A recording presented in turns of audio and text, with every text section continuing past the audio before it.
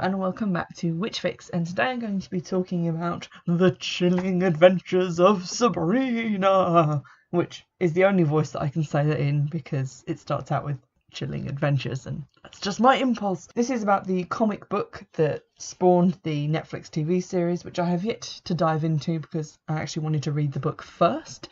There might be spoilers in here for the TV series, obviously, that I haven't seen because this is the source material that it's based off, although the plot might differ entirely. Who knows? I'm going to go watch it after this, so I'm very excited.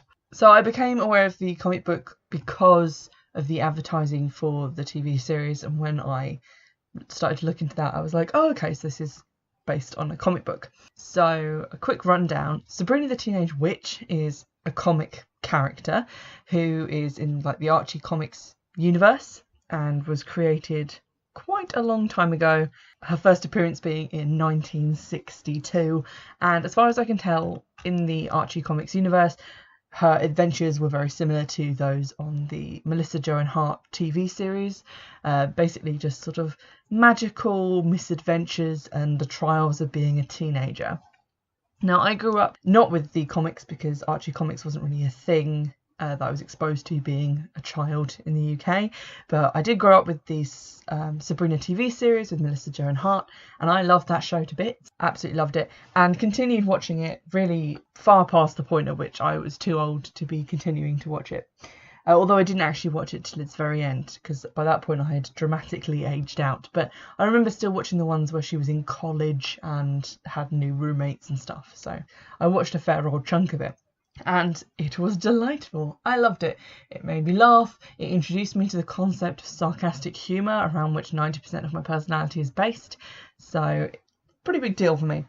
And so I was really upset by the TV series that they made after that. They made a animated TV series of Sabrina, and I was really excited because, you know, it's a new thing based on something else that I really love.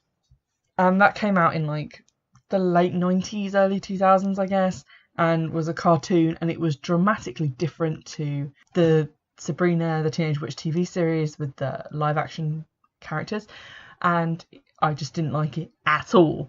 So hearing that there was going to be another live action Sabrina was incredible, and I was really excited. Which brings us to The Chilling Adventures of Sabrina, which I went away and googled because I was like, what is this? What is this show going to be like? Because after I'd seen the trailer for it, I had some ideas that there were going to be sort of horror and satanic elements, but I wanted to find out a little bit more. So The Chilling Adventures of Sabrina is a comic book that has been written in the same vein as some other ones that they've done with other Archie Comics characters, about basically turning them into kind of horror versions of them, and there's a lot of like gore and horror elements to the story. And the actual foreword of the collected edition, like volume 1 of the comic that I have, mentions Afterlife with Archie specifically, and it's sort of taking classic horror movie elements from like 1950s 60s horror films and blending them in with these, to other people who are not me, well-known characters. So I don't really have an interest in reading Afterlife with Archie, or I think there's like a vampire Veronica series as well, which I don't know, I like vampires, so I might give that a look. But they decided to do the same thing with Sabrina, and what they've done is kind of created a version where they've blended the Sabrina the Teenage Witch lore with sort of old-fashioned horror film tropes and ideas about witches. So things, reading the comic book, it came out to be quite similar to, it sort of reminded me a little bit of The Omen, a little bit of things like Rosemary's Baby, and those older films which are about like satanic witches and kind of playing into that whole like satanic panic thing where, you know, there's like black masses being held in the woods and people are saying the Lord's Prayer backwards and eating communion wafers through their ear holes and various other things that were made up. That's quite interesting, and I was like, oh, okay, I can't wait to get my hand on this because I quite like a bit of horror myself, and I was not disappointed because let me tell you, this comic book is very gory in places and lots of dead things, and it's also suggested that witches eat people because in the comic the Spellmans, that is Sabrina and her two aunts Hilda and Zelda, they live in a house opposite a graveyard, and it's like an old funeral home which they run, and when bodies are brought in to be prepared for burial, her aunts like prepare them. Like there's a an allusion made in volume 1 to them salting a corpse to keep as like jerky, which is very weird. So diving into the actual book, issue 1 starts out with Edward Spellman, who is Sabrina's dad, and it deals basically with what happened between him and her mum and how she came to be being raised by her aunts, because obviously in the live action television series it was that her mum was a mortal and her dad was a witch, and she had to be raised by her aunts because her dad had been like banished, and if she ever saw her mum would turn into a ball of wax, which is weird. In this, it's a lot darker than that. Edward Spellman has been permitted to marry a mortal woman to create a child that will be used for the purposes of Satan, and he has his wife committed and potentially lobotomized or something, because he does something weird to her head and then she's just kind of like a wheelchair bound wreck the next time you see her. So it definitely seems like he's done something really bad, but he definitely gets his shortly afterwards, so that's okay. And Sabrina goes on to be then raised by Hilda and Zelda, and the issues in volume 1, which is issues 1 to 5, deal with Sabrina coming up to her 16th birthday, which is when she's expected to sign her name in the Devil's Book and become a full-fledged witch, and in doing so she'll be leaving behind her mortal life and the mortal friends and her boyfriend Harvey, who she's come to love and care about. And she's kind of torn between wanting to be a proper witch and to stay with her aunts and come into her full powers, and between wanting to be quote-unquote normal. This is quite hampered by the fact that in issue 1, Betty and Veronica, who are from the Archie comics and who I only know from a short-lived cartoon series that was available in the UK when I was a kid called Archie's Weird Mysteries, which was sort of like the X-Files but using the characters from the Archie comics, and no one I've spoken to has ever said that they've also seen this, so I'm starting to think it's just something that I hallucinated once in a dream, because the one episode I can remember is about evil potatoes that wanted to like latch onto people's heads and turn them into pod people, like Invasion of the Body Snatchers but with potatoes. And that sounds like something I would have made up, but I swear to God it's true. Anywho, I was familiar with Betty and Veronica because of that, not because I watched the Riverdale TV series, because that holds no interest for me whatsoever. But they appear, and it turns out they're also witches, except they might be humans who are practicing witchcraft. It's unclear, but they essentially do a spell and end up accidentally raising up a character called Madame Satan, who is a past girlfriend of Sabrina's dad, who was actually jilted for Sabrina's mortal mother, and so bears a lot of ill will towards Sabrina and has just escaped from hell, as evidenced by the fact that her face is basically a skeleton and her eyes are basically just small, weird, deformed fetus faces, which is very disturbing. And she, throughout the issues contained in volume 1, kind of is working on her own plans to get her revenge on Sabrina for being the fruit of the man who jilted her and the woman he jilted her for.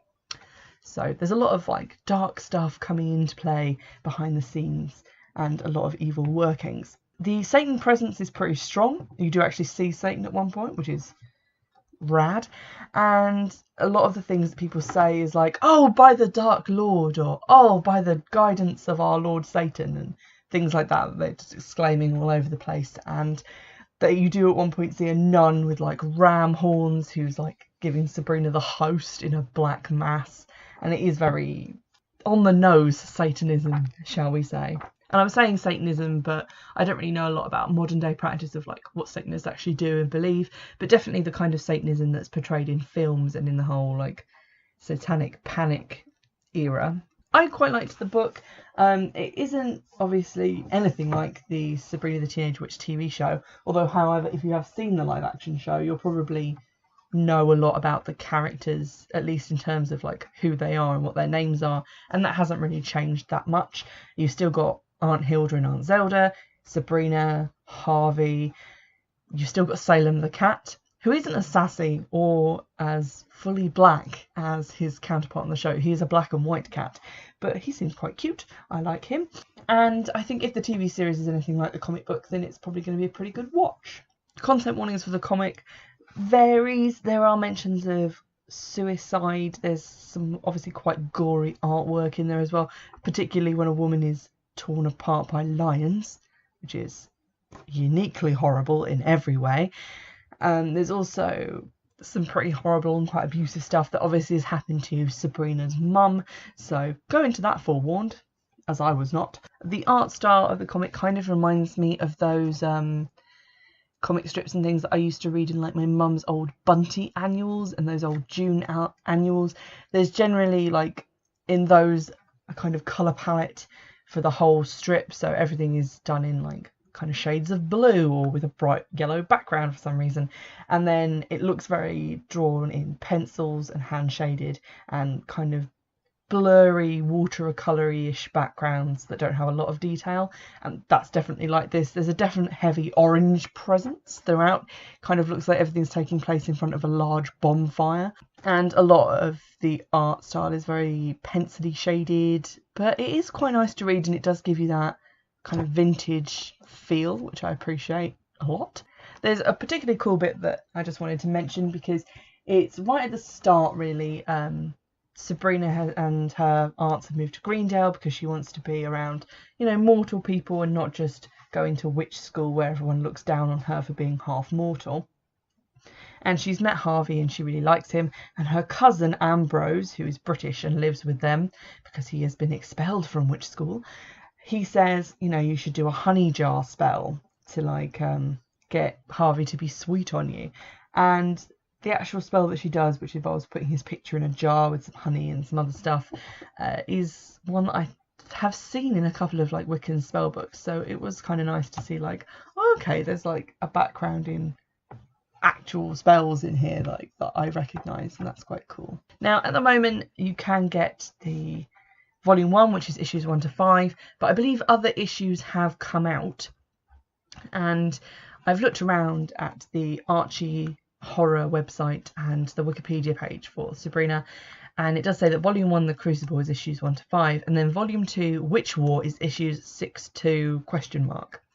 So I think that another collected edition will come out at some point. I have seen on eBay, which is where I bought my copy of the first volume, there are some people who are selling like number 7, number 8, so I think some other issues have come out, but they're selling for quite a lot of money in terms of like between £8 and £14, and I'm not really going to spend that on just a single issue. I prefer to buy the collected editions, 1 because it's just more convenient to put them on a bookshelf, and 2 because then I can just read them all in one go and it's sort of worth having them. So I'll definitely be giving book 2 a look when that comes out. In the meantime, I cannot wait to get into the Netflix series. From what I've seen of the trailers for it, it does seem like quite a lot of the look of the characters has been taken from the comic. Sabrina's like hairstyle and wardrobe are basically the same, and the house and the aunts basically look the same as well. And I've seen some things that suggest that there's going to be like an evil presence in the high school, an evil teacher who is played by Michelle Gomez, who you might remember from being in Doctor Who. She played like the female incarnation of the Master, known as Missy or the Mistress.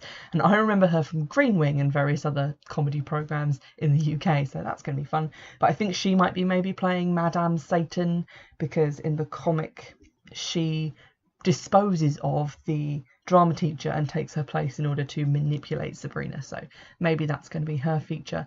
And there definitely seemed to be a lot of other witches featuring in the trailer, whereas there wasn't such a heavy witch presence. They do show up in like the second to last issue to do like Sabrina's dedication ritual thing, but they're not really introduced as actual characters. They're just like, oh, and all the other witches are here, and then you see all the other witches in the background. So it'll be interesting to see other characters as well. As far as I know, there isn't a connection between The Chilling Adventures of Sabrina, the TV series, and the Riverdale TV series, which is like all the Archie characters. I think at some point they were going to be connected, but now they're definitely not. But obviously because Betty and Veronica feature in the comic book, I don't know if they're maybe going to go down that route later on, or if it's going to be like with the Marvel universe, where you end up with like 2 different versions of the characters. Like for example, they have Quicksilver in the film, and then also he's in the X-Men films as well. So he's in the Marvel Universe films and in the X-Men films, played by different people and with different storylines going on. Whether they're going to have like a Betty and Veronica in Sabrina the show and also in Riverdale, but played by different people. Don't know how they're going to do that. We'll be interested to see how that goes. I hope you've enjoyed this episode. I'm going to go off and watch Sabrina on Netflix now because I've got a free afternoon and that's how I'm going to spend it. In the meantime, keep an eye out for the next episode about the TV series and also about following up on the comics. And you can get in touch via Twitter, which is @Witchfix, and by email, which is witchfixpodcast@gmail.com. You can also go to my Patreon, which is in the description box for this episode, and you can donate some money so that I can get my hands on other copies of the Sabrina comics. And I'll see you in the next episode. Bye!